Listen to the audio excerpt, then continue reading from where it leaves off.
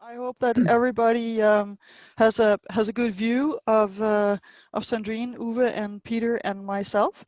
And what I would like to do first is invite all of you to write comments or questions in the chat if you feel like it. Isley, who was also joining us in the afternoon, will keep an eye on the chat and see what kinds of questions come up and find the best ones for our panel, and eventually we may also open up for the phones if we have time for it, or if there's some really good questions out there that we should bring in, and I bet there will be. First, I would like to let our guests introduce themselves, and maybe a little bit more extensive than if I had just mentioned your titles, because Sandrine, you are the co-president of the Club of Rome, and can you just tell us a little bit about that and what you're doing there? You need to turn there we go. I'm happy to do that, and I'm also happy to say that I think I'm probably the one that's closest to Brussels, if we are also thinking about Schuman Day and the importance of Europe. As I live just south of Brussels. And I'm also a real Schumannite, if you want to call me one, because my grandfather was one of the first civil servants to work in the European Commission. And so all I can say is that now, as a co-president of the Club of Rome, I carry with me a real strong sense of history, both in terms of the last 50 years of what the club has been saying, which is that we are in a situation of limitations to growth, of a very full world now, which is dealing with planetary boundaries, which are in key crisis tipping points. And that I also carry with me the history of the Second World War and my family, Belgian and French, who firmly believed in the European project. And that when I came back to Europe 30 years ago as an intern in the European Commission, I came at a time when we were redeveloping the political essence of the European project. So I bring that with me in this conversation today. Thank you. Peter?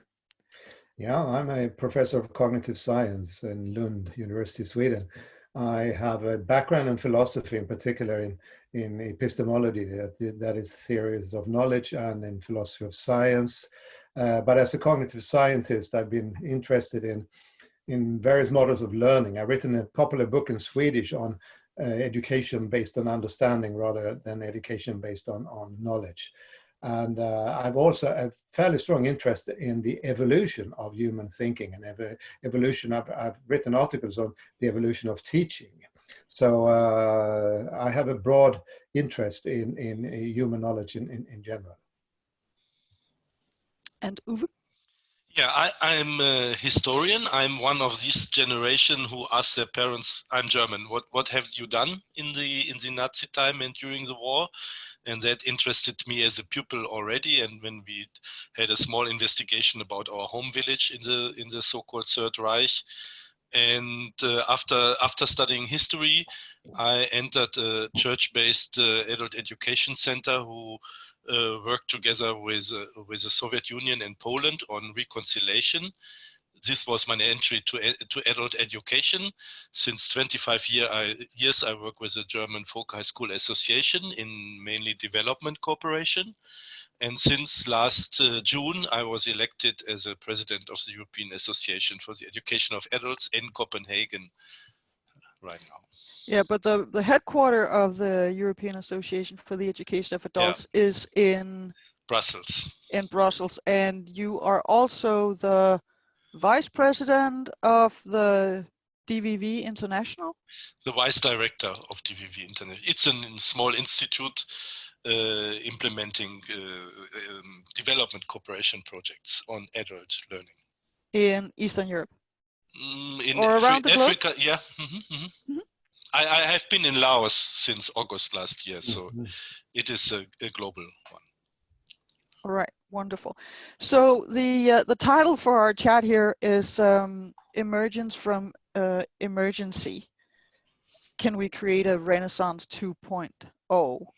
And we borrowed the title from Sandrine, actually. Can you tell us about the title here? Absolutely. So the emergence from emergency narrative that the Club of Rome has adopted clearly has been something that we've been saying, again, as I said, for the last 50 years. Already Donella Meadows, 50 years ago in The Limits to Growth, indicated that there would never be just one singular crisis. There would be a series of crises. When we developed our emergency plan with Anders Wijkman, who spoke at your conference actually today, myself and Anders felt that it was absolutely imperative to work with the Potsdam Institute and other partners to start to think about these tipping points that we were seeing between climate and biodiversity. This was last year at exactly the same time, not a post-COVID thinking, but actually a pre-COVID thinking.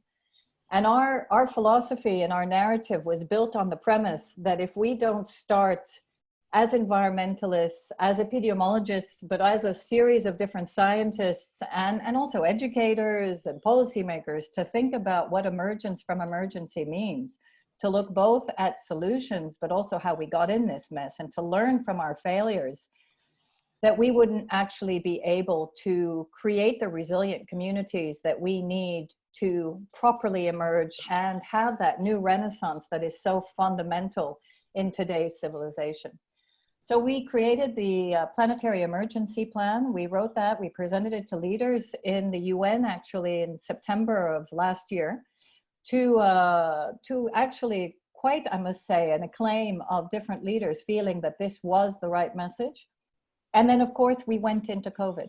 And I think that our messaging is even more pertinent now, because if we cannot take COVID at a moment in time when we've opened up the window of consciousness to understand what actually is essential in our lives and how we can actually start to emerge from emergency by creating a much more resilient Renaissance model of how human beings can actually live within the planetary boundaries, then we will not survive. So the emergence from emergency narrative was developed a year ago, but it's even more important today. And we are working now very closely with governments across the globe to look at how economic recovery can start to take into consideration these very important resilient points, which look at both a strong, prominent social system, access to healthcare, equity, the need for respecting our planetary boundaries and resolving our climate issues, and also the very great need of bringing prosperity in a very new form through new indicators to growth, through a well-being economy, into the fiber of our new society. So this is what emergence from emergency means to the Club of Rome today, and the way in which we're trying to apply it in our conversations and our work on a daily level. Peter, a window to our consciousness of this crisis. Never let a good crisis go to waste. What do you say as a cognitive scientist to this? I mean, this is a question of changing a mind frame. I mean, we've been living in an era of economic growth. Economic growth has been one of the major variables for what's supposed to be good for the human society. But then in terms of crisis, we find that there are other values. And this is exactly what we see at the moment. And the question is how we will change our thinking after this. And one thing I know is that this is very difficult. I mean, humans are extremely conservatives when it comes to their way of conceptualizing the world and thinking about what's functioning and not functioning. So this is why I invited you here, Peter. Can you tell us more about that? Because Sandrine and the Club of Rome, at least the Club of Rome, has been working on this for 50 years. Sandrine and I have not been working that long, but it has taken a while, and we're still struggling. So Peter, help us. Do you really want me to tell the story already now? Then I can do it. As long as it's optimistic, because I don't think we want more gloom and doom. No, I'm not totally optimistic. I mean, I want to say something about the constraints of the human mind. And when it comes to knowledge, I mean, knowledge is costly. I mean, it's difficult to get knowledge. And there are basically two ways we do it, and one is by experience, and that's very costly. I mean, if you want to learn about how the world works, where to find food, how to avoid danger, and so on, you can't really afford to make many mistakes. So that's a very costly endeavor. And the second way is to learn from others. From peers, from parents, from fellows. I mean, this is the second one. And that's much cheaper because they can tell you what they think they know about the world and so on. And the question is, how do you balance this? You're learning by your own experience or from others? And of course, the main problem is, how do you know that others know something? I mean, this is the problem. How do you select your peers? How do you select whom to trust and so on? And once we have done that selection, we are extremely conservative. We don't change. So we end up if we start believing in certain ideas, it's very difficult for us to change. I mean, this is something we know. There are lots of psychological experiments to this. It's for good and it's for bad, because many generations have accumulated knowledge. But if the environment changes, then this knowledge may be not so, it may basically be worthless. I rely here on two researchers, Robert Boyd, who is an anthropologist, and Peter Richardson, who is a biologist. And they really studied the evolutionary value of this balance between finding your own knowledge by experience and trusting others. And their main conclusion is, as long as the environment is stable, then you can rely on your peers. But if the environment is changing, then you have to go into costly investigations. So that's a brief summary of my position. And I don't know if that's optimistic, but it's my way of explaining. Well, let's ask the historian. What was the question again? So the question is, how well do we handle changing environments? And what are there any examples of successful adaptation to a changing environment? I think it's more a philosophical question than a historical question. I mean, we had changing environments, and we underwent some, and we created and shaped some change in the past. I mean, take alone the human rights, the French Revolution, the Enlightenment. I mean, there are examples of change in history. I hesitate to talk about development and progress. I think this is a little bit a paradigm I don't like so much. It is more about change and adopting. It is, you cannot say that the one thing is better than the others. I mean, many today think that even the Stone Age was in some cases was better than what we have today in our human life. People were more healthy, people were more democratic, there were less leaders, and if some leaders go crazy, you kick them in the ass and put them out of your wider family. So, I mean, that's something which is, I'm as a historian, I start to hesitate to talk about progress and development in history. I like to talk about change, and okay, adaptation would be fine. But 25 years or more, I'm now in education. And I would like to stress something about education and the role of education. I think what we, especially in Europe, are missing a little bit is what they call, for example, in Asia, transformative education, action-oriented education. It is not about knowledge and skills. We all know, or we have the possibility to know what should be done. But the question is, why don't we do it? And what could be the role of education to enable people to do it? And here I think we can learn a lot from, especially I would say, other parts of the world, parts which have a more fresh history of opposing power relations which are existing. What I mean, since the middle of last year, I lived in Southeast Asia. And if you talk to people who were in opposition to the Marcos regime in Philippines, you feel that this is a totally different spirit. We as in Europe, and as educators in Europe as well, we are very comfortable as a part of the whole system. We don't really challenge the power relations.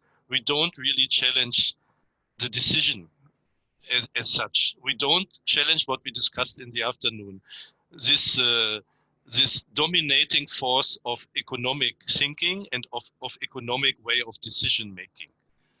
And this is something where I think we as education have to question ourselves on what is the role of education, what is the role of educators. We talk in adult education in our movement a lot about shrinking space for civil society. This is something we can see all around the globe, including Europe, and not only in Hungary and Poland. You can see it all over, because I mean, what we see, my friend from the Philippines called it a projectized type of implementing things. We are not talking about fundamental change. We talk a lot about, and we work in a project here, a project there, and then think in 3 years we changed something. Okay, I stop here, sorry. Well, I'm very interested in hearing about good examples of education projects that have made a difference. I would also like to return to Peter in a second about the Stone Age in our brains, but Uwe, can you give us an example or two about education that has led to actual changes? Yeah, I mean, if you take the example what I mentioned of the anti-Marcos movement in the Philippines, these were people who were in the opposition and who decided for themselves that they have to go to the villages, they have to talk to the people, they have to empower the marginalized, and have to raise their awareness about the situation, but in an action-oriented way. They empower them to take action, not only cognitive to understand, but also to act. And this led to a big movement, or come nearer to our case. I think the Fridays for Future movement, in a way, is a success of parts of our school education system. Mm-hmm. Yeah, so education can play a vital role in empowering the people. But my point is, it should lead to action. It should not lead only that we know what we should do theoretically. Sandrine, can I build on this point? Yes, absolutely. Yeah, I really like the way this conversation is going, and I guess I have two further thoughts to add to the conversation, and I'd love to discuss with both Peter and Uwe. First of all, I agree that Fridays for the Future and the youth movements, as well as Extinction Rebellion, these were all very important movements that came out of an enlightenment within also the educational system, but also an intergenerational dialogue, which is also part of knowledge exchange and how we actually learn, right? Within the demonstrations themselves, what they learned, though, as they went through this process, is that many of them also felt that they needed more knowledge so that they could know exactly what to call for. And the conversations that we've had, which have been very intergenerational with some of these movements, has been that there is a need to have better education and knowledge exchange as to what's happening in the real world. But then once you go out in the real world with this knowledge, who do you then work with afterwards? And I think that's fundamental. And that's part of the discussion that we're having also in the European Commission with one of my hats, which is chairing the economic and societal think tank around innovation. Because innovation and research is very similar to this thinking around education, which is it needs to now shift into being much more action-oriented, much more real-time, deep demonstrations, rather than just in a lab. We do our research, we analyze, and then we bring it back in, which, by the way, is very similar to the French or the Belgian educational system, which is still top-down, you know, very analytical, theoretical, and not action or impact-based.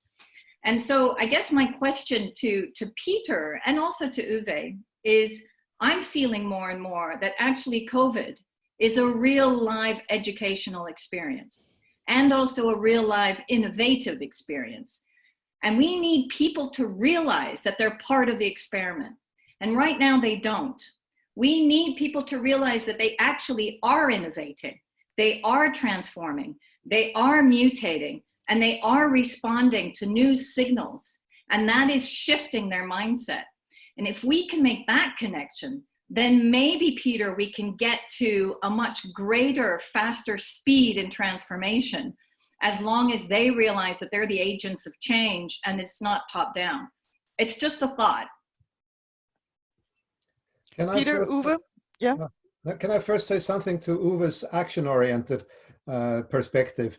I'm not a very good, not very good in history or philosophy, but I remember that the ancient Greeks, they had three ways of dividing knowledge, and the first one was episteme, that is knowledge about causation, about facts and laws of nature and so on. The second one was techne, which is based on solving practical problems. I mean, we still have it in the world technology. And the third one was phronesis, which was the way of combining the insights with practical action. So this is the way of using your knowledge for practical action. And in the European tradition, this phronesis has almost come up as the idea of Bildung, or at least using your Bildung for your general education for doing things in the world. So that's a comment on Uwe's emphasis on action-oriented thinking here. Then on Sandrine, I want to say that we have a chance of, I mean, the focus for governments, for companies and so on has been on gross national product and so on, and everybody now is evaluating the crisis in terms of what we lose in terms of GNP, and I think that's a big mistake. I mean, it's much more interesting to ask what kind of opportunities, what kind of variables can we throw in here. I mean, you mentioned the climate, of course, but there are many other opportunities. I mean, of making people cooperate in new ways, that it's not only related to working in factories and companies or doing your ordinary job, but to make people do other things together. I mean, we have a golden opportunity here to start thinking about other values. Absolutely. My question to Sandrine would be, how deep is the change? I mean, I agree with you, and since, to be honest, since a week ago, I was a bit more optimistic. Then I said, okay, the people, at least here around me, the first time they believe in scientists. Yeah, I mean, the scientists becoming the new narrative, the new religion, at least what I can see here. So maybe you have to revise your Bildung growth, because the science is a new narrative, especially in the COVID crisis, I would say. But what I see now, at least here in Germany in the last week, is that people, oh, that's enough. Now we want to go back to what we had before. And every voice, even by our chancellor, who's saying, be careful, stop, is met by more and more aggression. Mm-hmm. Yeah, this is Peter's department. Yeah, and I mean, no. that's another point I wanted to make. I mean, the one is about action, the other one is about emotions. Mm-hmm. I liked very much Lene's concept because it includes the emotional layer. Yeah. I think we missed this in our education system in the last decades. That education is, and this includes Bildung, is also a emotional thing. We should educate the emotions of our people, because what we can see now, and maybe the social media give a boost to this, that these emotions are not really developed. And the people fell back, many people, not the people is a bad word, but many persons fell back to a very short, how say, they don't look forward for a long time. They just feel what they should be satisfied in a way. No, I mean, we make now a big, we open up our football season now next week, because the people need the football. I like football, but what does this tell about our societies and the Bildung our people have? There is not a lack of knowledge. There's maybe more a lack of emotions. Emotional education. I have two comments on this. The first one is, I'm also very pleased to see that people in at least in Western European countries accept the advice of scientists in this crisis. I mean, there are other parts in the world where they play a much less role.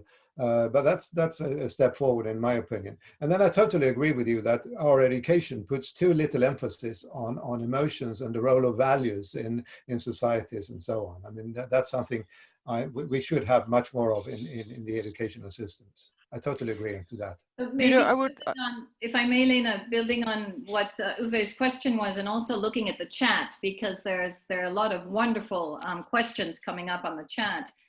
I think you both bring up a very good point. You know, human nature is human nature, and most people want to go back to business as usual. For me, that is the responsibility of all of us to ensure that we don't. And the only way to do that is, there are some very radical ways. I've been talking about Cambridge Analytica for good, for example, for a long time. There are ways in which we need to ensure that we bring out some of that emotion, exactly as was done through Cambridge Analytica, to shift the voting behavior for certain politicians. There's a way to do that. And unfortunately, people, especially the younger generation, are tied to their phones as a instant gratification in emotion.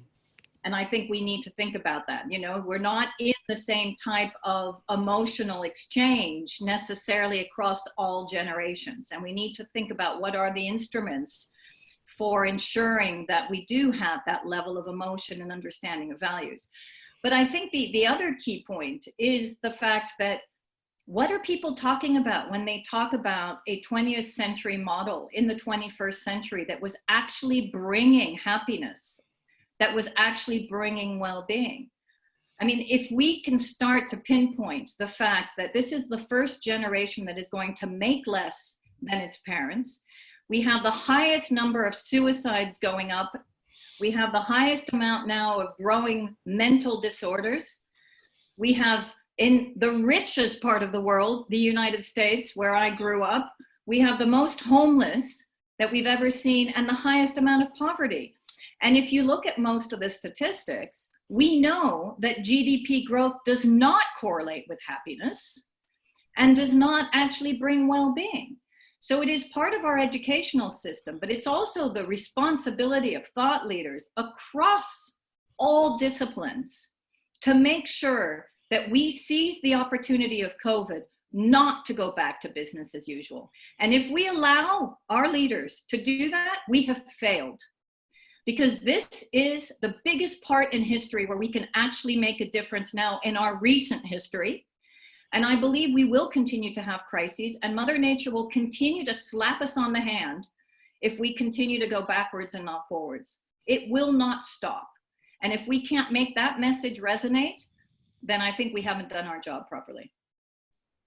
Now I want to ask Peter about the Stone Age in the brain. It was Uwe who brought up the happiness in the Stone Age, and I think that those of us who sit in front of a screen all day, and you know, you get headaches and backaches, and you get fat, and it's like, oh, you never see the sun, and it's the air is bad, and it's like, yeah, if only I could live in a hunter-gatherer tribe on the African savannah, we would all be happy. Peter.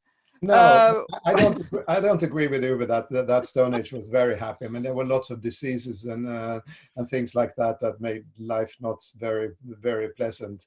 And on top of that, there were fights between tribes. I mean, this is something that is deeply built into the human nature. We cooperate with our in-group, and in the old days, that was the tribe, and we had a different ethics towards the out-group, the other tribes and other people.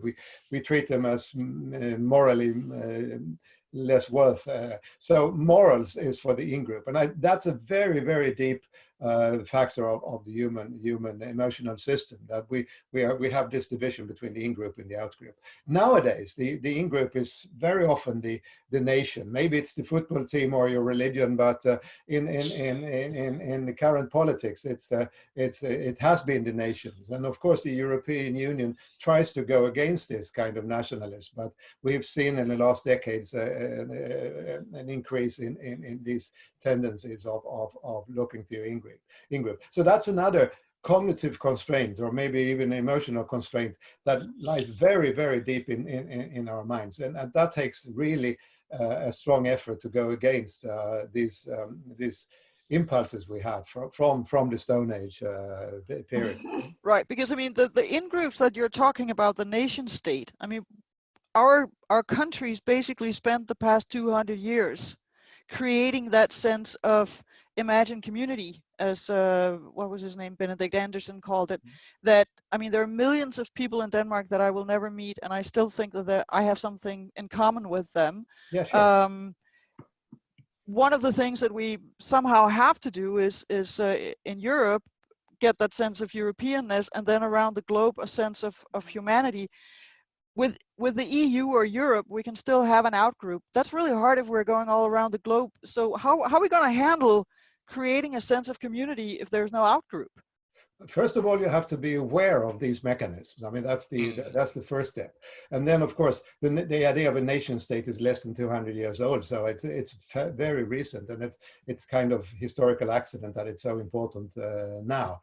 But I mean, we have in-groups and out-groups of different layers. I mean, your family is the smallest in-group, and then you have your village, and then you have your county or whatever. I mean, there are layers of in-groups and out-groups. But I mean, of course, in our global world, we need to work against all these constraints. And I find it's a very hard problem, actually. Yeah, I just wanted to say two things. I mean, these are realities or perceptions which are created. It is not natural. I mean, why don't we have a COVID statistics for Europe? Why do we have it for each nation? Or why don't we have it for the regions? Let's say Alsace, or I don't know. Yeah, but we have it for the nation states, which does not make sense. I mean, if you take the nation state, for example, my country, you have regions where there's a lot of COVID, and you have other regions there's nearly no COVID. So why do we measure, and why do we communicate in this? This is the unit we choose, and who chooses it? I mean, it's not we choose it. No, it's those who have the power choose it. And those who have the power, immediately the first reflection is to close the borders to the neighboring state. That was not the advice of scientists. That was the decision of the political elite. And my second point, I totally agree with Sandrine that we have to learn from this crisis and we have to deliver the message. And one message, when I was a child, in our news, there was never ever mentioned about the stock exchange. Today, every news starts with a stock exchange situation.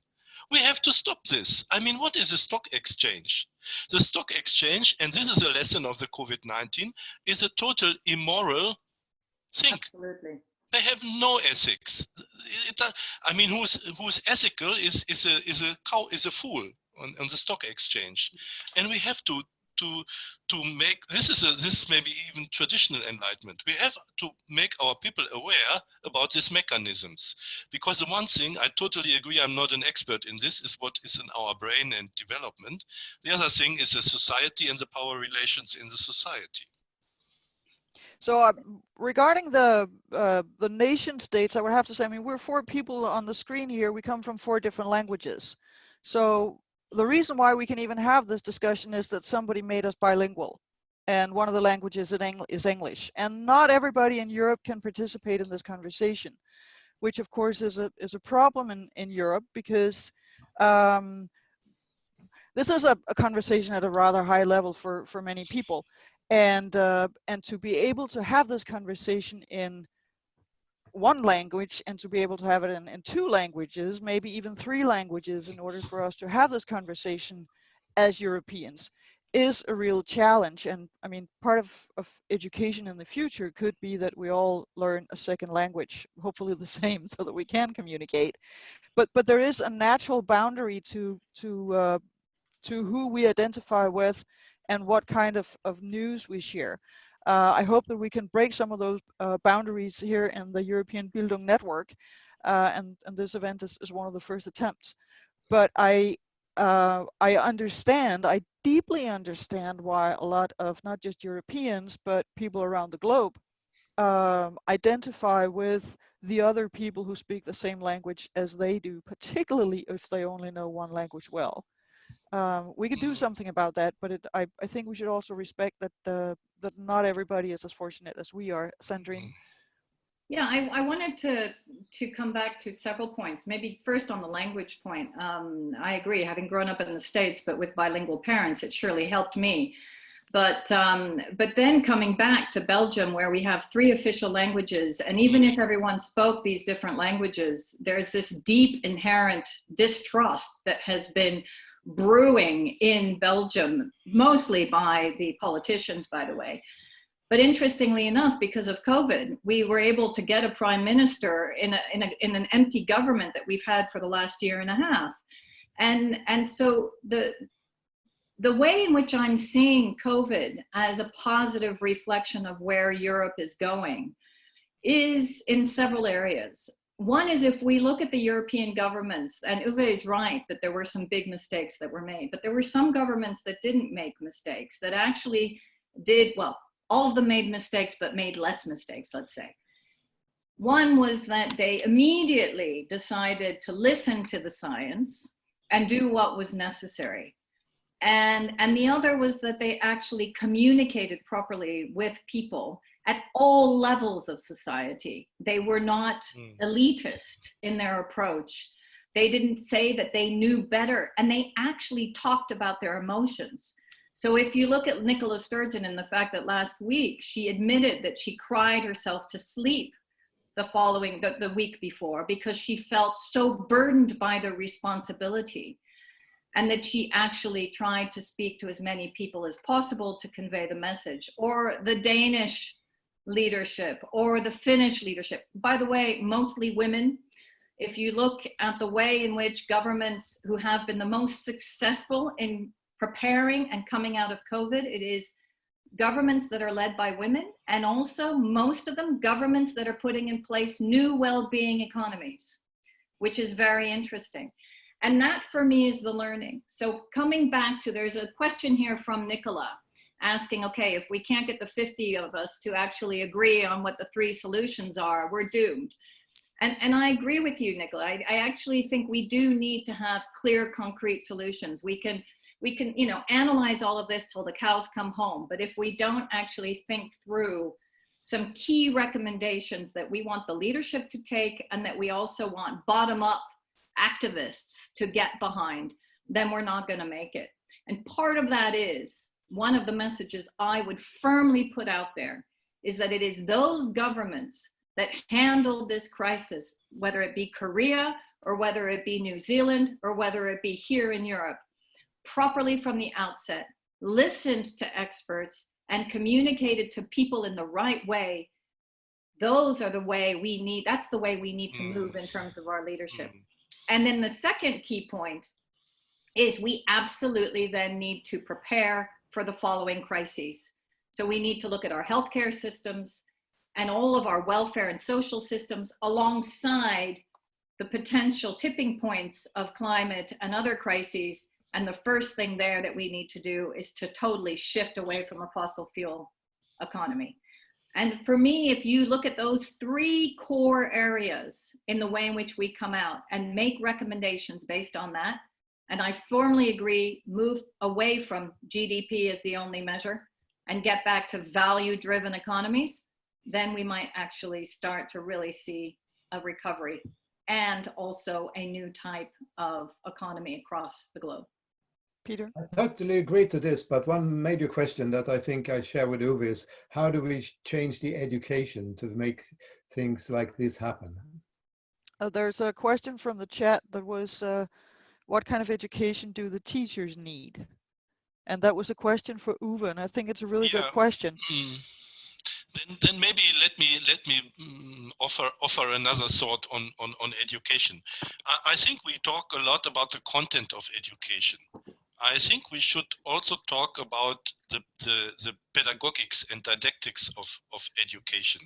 And I think it is of equally importance. I'm not an expert in school teaching. I'm an adult educator my whole life. But what I can see, if we want to reach these objectives, to make the people reflective, to make the people transformative and action oriented, it is not about only what we teach, it is how we work with the people. The word teaching is already something we avoid in adult education. We talk about facilitation, we talk at the best about training, but we never talk about teaching. We more talk about learner. We talk about learner oriented. So I think this is something where this may be one part of the answer. We have to equip our pedagogues more with a kind of how to work in the education system. I even would not say to teach, but how to work in education, how to facilitate learning, how to I mean, this is not something we start from the scratch. There is a long discussion in the last 20, 30 years. Nevertheless, I think still this is an important part to make the participants think, to make the participants act by themselves and take the right decisions. This is something which should be in the part. I mean, as we don't have the answers, and I think we can feel this evening as well, no? That, I mean, but we should initiate a process where we all together with our so-called maybe crowd intelligence can find good ways. So pedagogics would be one of my answers. So we have from the chat here some input, and Esli, you have been watching the chat. Can you turn on your camera and maybe share some of the questions that are coming in? Yes. Hi, Esli. Hey everyone. Yeah, so a lot of the questions, if I'm right, have been about, okay, if we are talking about this new paradigm, how do we actually achieve this? And for example, directed at you, Sandrine, somebody was asking, what can the Club of Rome do? Ruby van Dam was asking this. When we actually talk about those concrete pointers, and how. Yeah, so I was just trying to answer that very quickly, but it was hard to listen and type at the same time. But yes, I mean, we feel an incredible sense of responsibility as the Club of Rome. All of the members feel an incredible sense of responsibility. And from the beginning of the COVID outbreak across all the regions, we first of all have made sure that our members are very vocal about why we need to address the convergence of tipping points. So planetary emergency and human emergency at the same time. So we talk about a healthy planet and healthy people. We've set up a planetary emergency partnership with 280 partners from all over the world, from governments, ministers, as well as scientists, academics, and NGOs, in order to influence conversations, to try to have a combined narrative and a singular narrative that really starts to stick. We're working with the youth on an intergenerational dialogue to also help them, because to be frank, actually, there are many frustrated Fridays for the Future youth out there who are used to going out in the streets and no longer know the best medium to influence change. And so we've tried to create a trusted space where we can have this conversation and bring their thoughts and their influence to bear. And then we're putting forward some very concrete policy proposals. We met directly with the European Commission just 2 weeks ago via Zoom. We brought forward actually some core solutions across the European Green Deal and how this could be the anchor for the recovery. And then I'm also working with ministers in Latin America and other states, including also discussions with the IMF, the multilateral development banks, to bring in the development imperative, because we cannot talk about beyond GDP or limits to growth without thinking about debt relief and how we actually transition developing countries. There is no way that any of the ideas that we've talked about today are going to fly in countries where people are starving and where they actually don't have any agency within actually their countries. So those are just some of the ways in which we're trying to do what we can. I have an educational point about the role of the Club of Rome. I haven't followed the development of the club, but I was studying the limits to growth when it was new, and I was very fascinated by the use of modeling by dynamic systems, which I think was new at the time. And for me, that's actually big educational challenge. I mean, this is the most difficult thing to teach, how a dynamical system like the climate or the environment or the economy, lots of things are very complicated dynamic systems, and they are very difficult to understand. And using these kinds of models that the Club of Rome started with is one way of getting into this. It's still a difficult problem for education, but I think that we could get much more understanding of the climate problem, of an epidemics as a dynamic system, if the students had some idea of the complexity of these kinds of systems. I have an illustration here that I think is what Peter is talking about. Can you see it? Yeah, sure. This is the typical Club of Rome model, yeah. Yeah, okay. Exactly. So nice and easy and simple, and everybody can see how the world is is connected here. Figure 27, the world model. Sources and sinks and flows and things like that. Exactly. I mean, this has people and oil and soil and, you know, work and money and air. And I mean, so, and the funny thing is, I suppose that all these connections were put into the same computer model in, what would that have been, 1970, 71. 67, I think. So, and it was the biggest computer at MIT, and I think it crunched numbers for months. And nobody had ever seen such a miracle of a computer before. And out of it came a lot of graphs that are still in the, of course, in the book from 1972. And a couple of years ago, maybe a year ago or so, I think it was The Guardian that looked at the old calculations from this network of interrelated things and the MIT model, and the how the world and the use of resources and the emissions and things have actually unfolded, and that they matched what the model said. I just thought it would be great to share what it was that the Club of Rome actually produced back in 72. Thank you very much, Lene, Can I just put this up because it very much illustrates a point I want to make. That is, a dynamical system is very difficult to put in words. I mean, how do you put a thing like this in words? You can show it as a picture here. This is a static picture, but what you really need to show is the dynamic flow between the variables. And nowadays, with computers, we have the possibilities of demonstrating how a dynamic system works by simulations and dynamic diagrams and so on. So we have the educational tools. The problem is that most teachers have no idea of what a dynamic system is. So can I just add to that, Peter? What I find really fascinating is you're right. I mean, you know, clearly, first of all, the complexity of this is huge. And what I find phenomenal is to think that actually already in 72, we pretty much predicted where we would be today, and yet people still didn't listen. But what I find also interesting is, as much as we need to continue in better describing these models, we need to also, and this is what Mampela Ramfele, my co-president, would continuously say, go back to storytelling, go back to indigenous knowledge, go back to exactly what we were talking about in the beginning, which is the emotion. If I remember some of my executive teaching at Cape Town University in South Africa, and the fact that we asked the question, you know, how do you feel you're impacted by climate change? Well, most people couldn't answer because they didn't think about themselves being impacted by climate change. What they thought about was themselves being impacted by desertification, the fact that it took much longer to actually get water, the fact that even when they were going to get water, women were potentially getting raped or attacked by wild animals. This is the way in which they started to understand system dynamics, was the way in which they were living it. And that is, again, our responsibility as educators and as thought leaders, is to translate that complexity so that it's not complicated.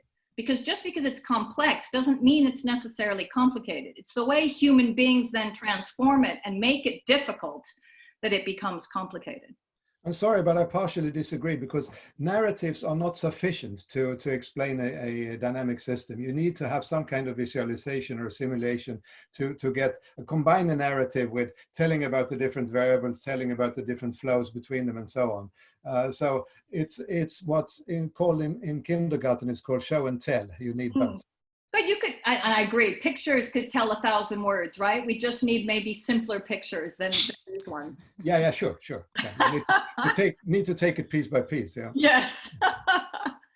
But I think we're facing some of the same challenges with the Sustainable Development Goals, because it's 17 different goals that are interconnected, and as Anders Wijkman said earlier today, people have a tendency to pick one and say, this is the most important one, or this is the one that we can deal with, and then take that one, and then it's not going to solve it may solve tiny problems, but usually, Arnes didn't say this, but what usually happens is that if you just solve one problem in isolation, then you have other problems popping up in different places. So the complexity of this and a new way of thinking of things.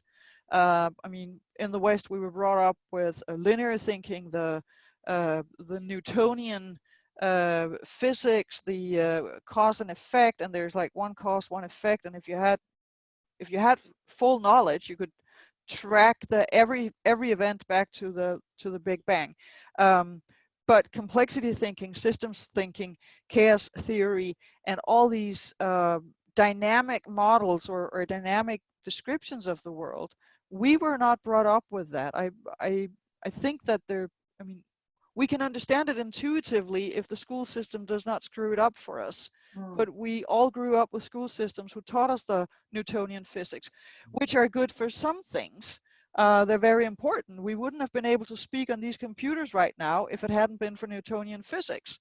So we need this too, but it has served its purpose, or it keeps serving a certain purpose. And then there are other purposes, because the world is connecting, the world is connected. We do reach bigger circles, and the pace of the spread of the coronavirus is of course due to our technological development, and that so many people could fly around the globe in such a short time at such low cost. So, we created the framework for this virus to spread. But that is also part of the same complex system where many things are interconnected, and the complexity rises across the board in many places at the same time. And we were not taught to think like that. It wasn't part of our curriculum. And it's really hard now to get people to understand that there is not just you need new knowledge, but you need to look at knowledge and the world from a completely different perspective that you were not taught in school. And now you have to switch your knowledge system. Uwe. Yeah, this reminds me of the Delors report. This is the 4 pillars of Delors. What our education system should focus on is not a set of knowledge, but is the set of capabilities and competencies of learning to learn, learning to be, learning to become, learning to live together. These foundational skills and these life skills, or you can call it whatever you want, but what we can see today is still a lot of focusing on as you just mentioned it, on a set of knowledge which should be in a one-way movement giving to the children and youth. But what we have to create is, and this is something which becomes even more important, I think, in the digital age, when it is not about knowledge, but it is about orientation. Because the knowledge you can find, you can easily find in case you need it. No, but what you cannot find is this whole value set, the whole orientation, the whole competencies of deciding whom you can trust more, whom you can trust less. I don't feel that up to now, education is very much focusing on these kind of things. Right. Can I would like to open for some questions also, but yes, Sandrine. Yeah, when I came back to Belgium, I think one of the things that really struck me, because my kids went through the Belgian system, is that they were offered a faith class, and you could choose which religion, or you could choose what we call moralité, which comes back to the course that you're referring to, which is values. And having lived and gone back and forth to the United States, I can tell you that the major thing that has left the US educational system has been a value-based course on what are the essential values of humanity. How do we live together, respect each other? Because they have totally lost sense of that. And you can see it now with COVID. And in fact, I was speaking with one of our members who's also American. My fear is that because of individualism that has grown so much and gone beyond the value system, which actually you talk about in your book very clearly, Lene, with Thomas, around the Nordic, I'm now forgetting the title and I love it. The Nordic Secret. The Nordic Secret. It's so secret you forgot it. As you talk about in the Nordic Secret is this embodied value system, which I grew up a Catholic, my mother became Buddhist, my father now is agnostic, but we all carry with us the same value system. And that, I think, is fundamental, and that should be carried through the educational system, especially now where so many kids don't feel they have to go to school in order to so-called make a life for themselves, that knowledge no longer is necessary in order to survive. And I think that is very important. Peter, and then Esli with some questions from the chat. I had a comment on Uwe on the internet. I mean, use of the technology, digital technology. Knowledge becomes quite fragmented in that way. I mean, we don't have anybody who helps us to see the big patterns in the world. The internet doesn't help us to see the system aspects of the world. And I would say, coming back to the notion of Bildung, that one of the main benefits of Bildung is that you realize that there is never a simple solution to a problem. I mean, you need to bring in lots of variables, and you need to evaluate them from different perspectives. I mean, there is not, I wouldn't agree that there is only one system of values, but we are aware of the value part of a decision making. Esli, are you there? Yes, I'm here. Yeah, maybe a question to Peter. In the beginning, you talked about two different ways of obtaining knowledge, so from experiences and from others. I would like to highlight a question from Kenneth Mickelson, who asks, Peter, can you also talk a bit about your experiences with changing mindsets as opposed to knowledge? Are, for example, profound shifts rooted in trauma or existential crises? Wow, that's a tough one. I mean, I only know about some psychological experiments. Typically, you tell somebody, I mean, there's a famous experiment by Ross and Andersen from the 60s. They made personality tests of people, and then they told them that you would become a wonderful nurse, you would become a wonderful teacher, you might become a good firefighter, you might become a good politician. And then they asked the people, do you think that these tests really showed you, picked out your personality? And most people said, yes, this is a good evaluation of me. Then the researchers revealed that the tests were all fake. They were given random professions. And most people were disappointed.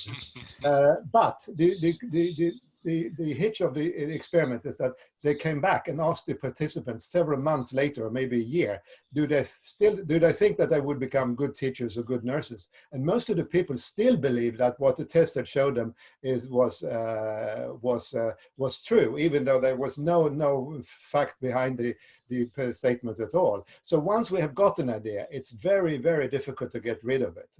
So that's why you have horoscopes in magazines and newspapers. We like to confirm what we already believe. We really love that. And having somebody contradict us and having us to change our mind is very painful and very effortful. So could you say, Peter, I would really like to hear something about this from a brain perspective, because I mean, why is it so hard? I mean, it's a physical process in some neural tissue that has taken resources to build. I mean, Help us, Peter. I'm not that much of a neuroscientist to be able to answer this question, but I think the basic reason is economic. I mean, it is costly to get new knowledge, and in human societies we have gotten around. We don't really have to make all the mistakes ourselves. We can rely on the mistakes of earlier generations, and hopefully our society has picked up some valuable knowledge.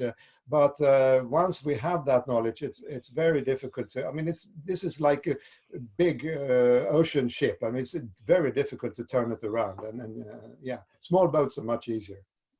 Isley, do we have some other good questions there? Yeah, maybe one for Uwe. Earlier you talked about orientation and life skills was very important. And then one question I saw was about whether you have any ideas on how to operationalize these skills, for example, in education or in coaching or anywhere else. Yeah, I mean, I'm an adult educator, so again, I will not talk about schooling because it's not my competencies. To operational, I mean, in adult education, the guiding major principle is to start with the participant and to look on education from their point of view. What do they think they want? Even if I think they need something else, you should start with what they think they need at this moment. And this is something, I mean, yeah, what we should maybe take into consideration. I just have maybe another point from our discussion in the afternoon, because this was something which intrigued me very much. Somebody mentioned that good education is also a good mentor, a good teacher, a good role model.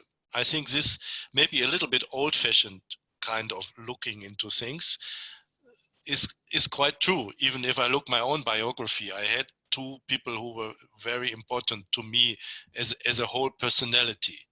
If you talk on life skills on a more technical, from a more technical point of view, of course you can, the best thing, at least in non-formal adult education, is to cross-cut some life skills aspects into all kind of education, especially I would mention into work-related or labor market-oriented education. No, I mean, what we can see is a separation between this is a training for the world of work, and this is the rest, so-called, at least in my country, nice to have. Yeah, but the challenge is that we should not do this distinction. There is no training for work and there is no training for life. This should be combined, and we should try to streamline what we call the set of life skills everybody needs into all kind of education. So this is to try the answer. Sandrine, you are mentioning a lot of people in high up places that you're talking to and representing these agendas. Has the, I mean, how's the reception now compared to, I mean, of course, before the pandemic, but also maybe 5 or 10 years ago? Is there any change? I mean, is there hope there? I think it really depends on where. I do feel that at least at the European level through the institutions, there is some hope. The conversations that we're having at very high level is quite phenomenal, actually. But that doesn't mean that they don't understand that it's going to be difficult. I mean, they've made it very clear to us as members of the Club of Rome, but also different partners, those of us who are all trying to push for a green and social recovery, that the incumbents are lobbying hard, that governments are finding it very hard not to give bailouts to business as usual type of companies. And so I think there, what we're finding is that we need to, and what we've been asked to do, is come up with concrete case studies where things are different. And here I think we can look actually abroad as well as here in terms of where things have been different. So for example, Canada has bailed out the oil and gas sector, but not the shareholders. It's actually bailed out the people's jobs. That for me is an example of Canada making the right decision now from a social perspective, but it will enable them also to make the right decision if they need to move to a fossil-free economy. And I think that those are the kind of case examples that we need to bring forward. In addition, so that's actually also a kind of education. Well, it is. It is, absolutely, exactly. It's ensuring that we bring that knowledge, that we also let young people know, so that when they go in the streets or when they decide to do their demonstrations differently, that they have some things to point to. Don't do it this way, but do it this way. Follow this example. Name and shame. I mean, we need to name and shame. We had Merkel last week during the Petersburg summit that said that this was going to be a green recovery. And during those discussions, we also had the IMF and Kristina Georgieva, who said exactly the same thing, and that she would not allow any money to go to governments from the IMF unless it was conditional on being green and social. Well, I just learned yesterday that in Costa Rica, they received 500 million, no strings attached, from the IMF. Now, we have to translate that information and immediately hold the IMF accountable and Kristalina for what she said last week and then what the IMF did actually in the same week. And so, you know, there are contradictions, but we are getting the right messaging. We just need to be on top of it. And I think we need to stop being so naive and thinking that, one, this is a lost cause, or two, that it's a 100% one cause. It's going to be hard. It's going to be painful. They're going to be losers. And we need to make sure that we're much more strategic than we ever have been in ensuring as many wins as possible as we move forward. And I do think we have an audience for that, but we also have another audience that's going to push back very hard. Uwe, and then we're going to take some more questions. Sorry. Yeah, I totally agree with Sandrine. I'm afraid what we see today is a segregation of the society, not only in sense of rich and poor, power and powerless, but in certain milieus which do not really communicate a lot with each other. It even starts when you mention this news. We have to hold them accountable. I mean, there's a growing number of our citizens who do not believe what they call the mainstream media. They do not believe in all these mechanisms which were developed in the last 30 and 40 years, and this is multiplied by this mechanisms of the social media, which is not the fail of one person, which is not a moral thing. It is just a mechanism which is at work at the moment, which puts a huge challenge and a huge risk ahead of our traditional way of communicating and educating, because we can see in, I think, all countries, we see a big chunk of our people who just isolate themselves, and maybe this is multiplied by the mechanisms, and are not easily reachable for our messages. So how can we reach these kind of people? Yeah, I don't know. This takes me to a thing that I actually wrote on my paper here, and I really want to ask Peter about this: conspiracy theories. Because there is, for some people, there is an appeal in conspiracy theories, and the hard science and the official statements from governments and from scientists simply, they don't taste as good. So what is it these conspiracy theories do, and why are they so appealing? Because it's a real problem. I don't really have an answer to that, but I can comment or continue on what Uwe was saying, that the new technology, internet, makes it possible to form new kinds of in-groups. You don't have to live together. You have to find somebody who thinks the same way or has the same values, the same beliefs as you do. And then by discussing with these people and these people only, then you reinforce your beliefs, and you find yourself in a new kind of in-group, and you become very aggressive against other people. And of course, conspiracy theories will thrive in these kinds of internet bubbles. I mean, this is a kind of bubble structure of society that has arisen, and unfortunately, that's due to, as you say, the mechanisms of social media. And yeah.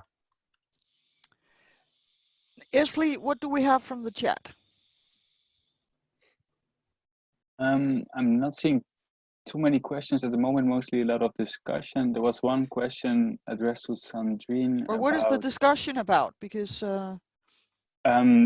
so for example, here there's one proposal from Niklas saying that what if we all got behind a vision of the future? What does 2050 look like? What does it feel like? If we can get behind a super cool vision of the future, people will want to educate themselves in order to participate in building the future.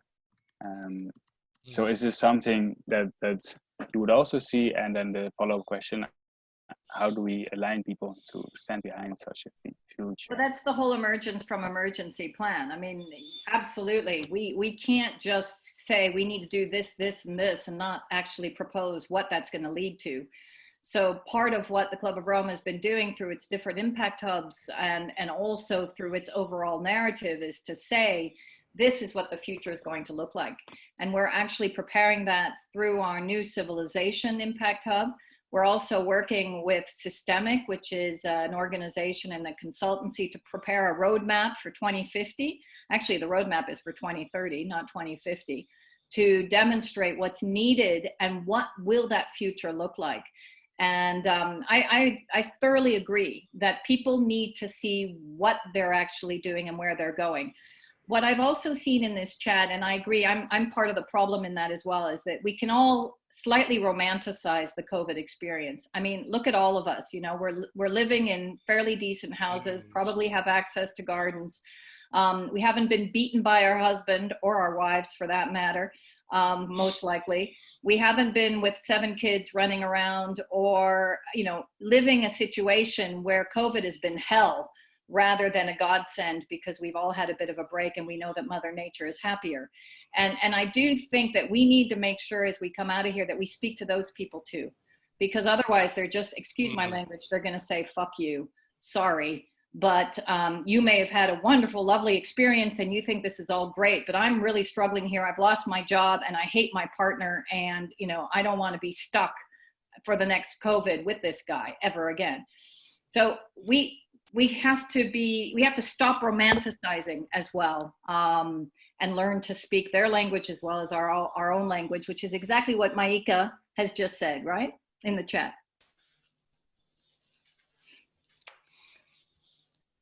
what else do we have from the chat, or is there somebody in the group, let us call it that, not audience, but in the group, who have some questions that they would like to ask Uwe or Peter or Sandrine?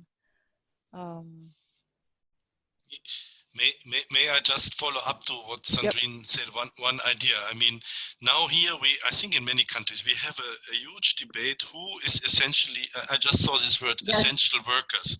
Who is an essential worker? And we find out it's a nurse, not a banker. It is a fire worker and not a, I don't know, in real estate. Communication consultant. Yeah, real estate agent or whatever. Yeah, I mean, this is a positive moment. But how we can make this moment sustainable and transform this into real action? Because what I can see already now from, let's say, the trade union of the nurses or some nurses who appear in the media, even one of my relatives is a nurse, they feel, especially they say the same what Sandrine just said, fuck up, because I mean, this is only lip service and people clapping on the balcony. But when it comes to my salary, nothing happens, or to the circumstances of my work, so I mean, it is a moment, it is a chance. There are I think many people who reflect now that maybe some, or maybe they only feel that something is wrong, but this, to transform this into action or transform this into change, this is the next task. Peter? I agree. I mean, this crisis really exhibits the basic mechanism of the society, how important they are. We normally don't notice them, but in situations like this, these become, as you say, the essential workers. But on the other hand, the governments now have a golden opportunity, not only to strengthen the basics of societal mechanism, but last week I read an article by Danish author Carsten Jensen, who was talking about the Danish situation, but I think this applies to all countries. He says that now lots of companies come to the governments and ask for money. The air companies and so on want to have money to survive. And then Carsten Jensen says that when they come to the government should say that, yes, we can give you the money under the condition that you do this and that in order to improve the climate or in order to improve whatever. I mean, they can get the money on the condition that they change once the crisis is over. And that's, I think is right. We have a golden opportunity now to change some of the basic rules of how companies are working. Lena, Yes. I've got a few questions here that have come up that are really interesting and also very close to my heart. Chris has said that his sister is a special needs teacher in Minneapolis, and 17 of her 20 students don't have internet or a computer. I mean, again, where I really feel that COVID has shown the difference between the haves and the have-nots has been access to digitalization. And also the fact that those that are predominantly killed in the US by COVID are migrants or are Black or Hispanic Americans. And the same actually in the UK. I have a sister-in-law who also works with Hispanic students, and she's had exactly the same problem as Chris's sister, where she's had to find different ways to teach her Hispanic students who haven't had access to digital tools. And when it comes then to, well, then how do we rate these students at the end of the year? Are they the ones then who are going to be flunking out of school or not being able to make it because they don't have the tools that others do? And no one's actually thinking of the best way to do this. I really think these are important questions that we ask ourselves. And again, comes back to what is essential in society and where should we be putting our money and our attention so that we can really be resilient when we're forced through these pandemics. I have an app here with my colleagues, so they're asking for more questions from the audience. But if we don't have more questions from the audience, Esli, how are things going? I have a. I was just thinking about a question that was posed all the way in the beginning already when we were talking about COVID-19. Isn't the long-term effect of COVID maybe overrated change, and aren't we just waiting to go back to normal? And we've been talking about this, how acknowledgements to all social groups is very important and digitalization is very important. But I think the question remains, like, what can we concretely do to make sure that we obtain real change this time? I will take it from there and then ask sort of a concluding remark, because the other part of our title here tonight, the first one was Emergence from Emergency, but the second part is Renaissance 2.0. And I wonder, could you give us an idea of what would that Renaissance 2.0 look like? What is the process that we ought to go through? Can you give us a vision? And you got 3 minutes each, 2 minutes each. Who's first? Okay, I guess I could go first. Well, I think that Renaissance 2.0 has to be around people, planet, and prosperity. I think we need to ensure that we unpack the tensions between all three. One way to do that is to bring forward a well-being economy. That for me is Renaissance 2.0. That is firmly anchored in people, planet, and prosperity, and that is fair, and equitable. To get there, I think that we are going to have to ensure, as we move out of COVID, a recovery which takes into consideration from a European perspective. So now I'm just going to talk about Europe and Schuman Day, reminding Europeans the European plan, that the European Green Deal is the greatest Marshall Plan that we've had in a long time, but it needs to be more ambitious. That it is a package which is both social and environmental. To put that into place as soon as possible as a precondition for the recovery and aid for the recovery, alongside what we call just transition funds, which would enable those countries that are firmly dependent on oil and gas, high carbon polluting materials, to be able to transition while being able to upscale, and skill actually workers and give them jobs. So that would be my vision from a European perspective in the next year of ensuring that we adopt the European Green Deal, that we follow up with our objectives, and that we ensure that we put in place the right just transition funds, the right financial mechanisms to enable that to happen so that we have a well-being economy across Europe and in most member states. So you mentioned the Marshall Plan. Could we make one for the rest of the world? Well, I think that the rest of the world is actually looking to Europe for the moment. In terms of the discussions that I'm having with a lot of governments, except for Trump, okay, and Bolsonaro and those who just look to themselves and are belly turning. But I think that we need, as Europeans, because again, I firmly believe the other key signal that we got from the European Green Deal is that it was adopted across European parties. This is a Green Deal adopted by all political parties, except for the right wing. Let's remember that, okay? The Green Deal in the United States is only a Green Deal for Democrats.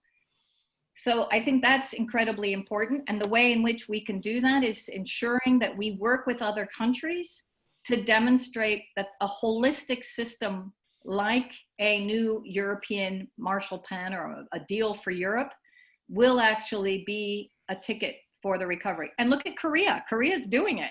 New Zealand is doing it. I mean, we have small countries that are doing it, but you know, this is more now than Bhutan, who put in the happiness index. We're now seeing other countries that are attempting to do this. And we as Europeans, as a larger region, need to show that it can work and have the balls and the courage to actually do it. Peter, Renaissance 2.0. I think I will repeat some of the things we've said already, but anyway, for me, it's a question of turning from education to Bildung. Yeah?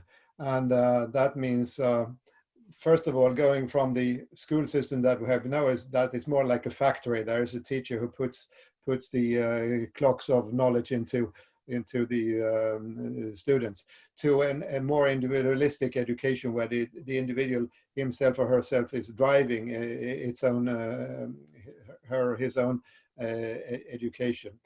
But most importantly in this process would be to include more values in the education. I mean, the dominating value in Western society has been economic value, and we need to know that there are moral values, there are green values, there are all kinds of values, and that these need to play a role in our lives. I mean, you mentioned Bhutan, Sandrine, but there are other areas as well that we could bring in. More discussions about what are the important values. I mean, for me, that would be a renaissance, really. What is important? Thank you. Uwe? Yeah, Renaissance 2.0. As a historian, I have to say, for me, Renaissance 1.0 is a revolution of thinking, and I think this is the same what I can expect from if I think about Revolution 2.0. The first one was a revolution against the paradigm and the restrictions of the religion, of the medieval thinking. Today, as Peter mentioned, I think we need a revolution against the paradigm of economics and the growth ideology and several other ideologies we are taking with us today and which are not appropriate for the 21st century. And I mean, Bildung might be or is a good slogan or is a good concept to go beyond these paradigms and to enable a new kind of freedom of thinking and acting. Maybe too pathetic. Oh, it's great. I think we need all of it. Pathetic at this time of the day, I think. Personally, I would hope that that we could focus on all the 7 domains of the Bildung Rose that I shared earlier today. That we focus on, of course, production and technology. That we have the basic needs covered with food and shelter. That we have good science. That we have aesthetics, art, beauty, which is so important to us as human beings. That we have politics that is at least aims to be just, and we have a discussion about what is justice, and then there's the narrative that makes life meaningful and the ethics that that can give us guidance in unfamiliar situations. I would like to invite everybody who has been watching and who's still around to turn on their camera so that we can maybe, those who actually have something in their glass, did not drink everything that I had here, maybe we could conclude the evening with a toast for the European Bildung Day and for the day today and the day tomorrow, and for Renaissance Bildung, for the Renaissance 2.0, and for everybody who joined us tonight. I don't think everybody can fit into the same screen. Cheers. Okay, excellent. Thank you. Cheers, and Cheers. thank you for tonight.